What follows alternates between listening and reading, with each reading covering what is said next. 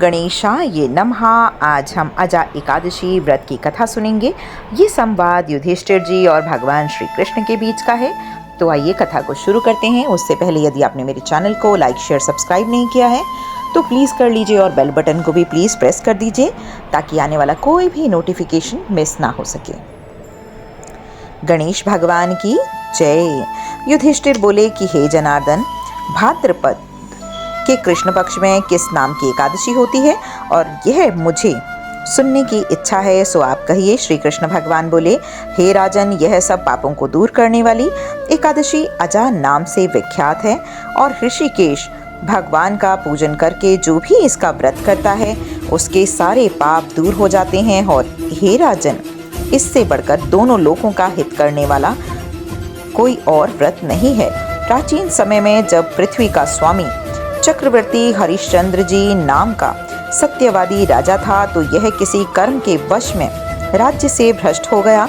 उसने अपनी स्त्री, पुत्र और अपने शरीर को भी बेच दिया। हे राजा, वह धर्मात्मा राजा चंडाल के यहाँ नौकर हो गया, परंतु उसने सत्य कभी नहीं छोड़ा। स्वामी की आज्ञा से वह कर के रूप में मुर्दे का वस्त्र लेने लगा और वह राजा सत्य से नहीं हटा। इस तरह से राजा को बहुत से वर्ष हो गए और राजा बहुत दुखी होकर चिंता करने लगा कि मैं क्या करूं और कहां जाऊं, मेरा उद्धार कैसे हो। और इस प्रकार शोक सागर में डूबे हुए चिंता युक्त दुखी राजा के पास गौतम नामक मुनीश्वर ब्रह्मा जी ने परोपकार करने के लिए ही ब्राह्मण को रचा है। मुनीश्वर को देखकर राजा ने उनको प्रणाम किया। हाथ जोड़कर राजा गौतम के सामने खड़े हो गए और अपने दुख का वृतांत सुनाया। राजा के वचन सुनकर गौतम को विस्मय हुआ।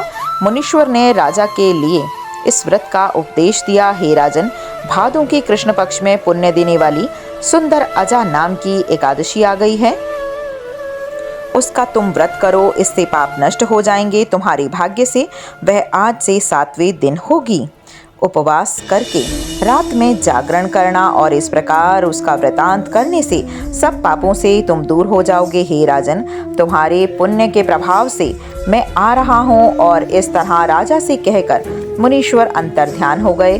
मुनीश्वर का वचन सुनकर राजा ने उत्तम व्रत किया और उस व्रत के करने से राजा का पाप क्षण भर में ही नष्ट हो गया। हे राजा, इस व्रत का प्रभाव सुनो। जो कष्ट बहुत वर्षों तक भोगने योग्य है वह शीघ्र ही नष्ट हो जाता है। इस व्रत के प्रभाव से राजा का दुख दूर हो गया और स्त्री भी मिल गई और मरा हुआ पुत्र भी जीवित हो उठा। देवताओं ने नगाड़े बजाए, आकाश से फूलों की वर्षा होने लगी। एकादशी के प्रभाव से राजा ने निष्कंटक राज्य किया। सब पुरवासियों और कुटुंबियों समेत राजा स्वर्ग को गए। हे राजन, इस प्रकार के व्रत को जो भी मनुष्य करते हैं वह निश्चय ही सब पापों से छूटकर स्वर्ग को प्राप्त होते हैं। हे राजन, इनके पाठ करने और सुनने से अश्वमेध यज्ञ का फल प्राप्त होता है। इस दिन बादाम और छुआरे का सागार होता है। बोलो लक्ष्मी नारायण भगवान की जय।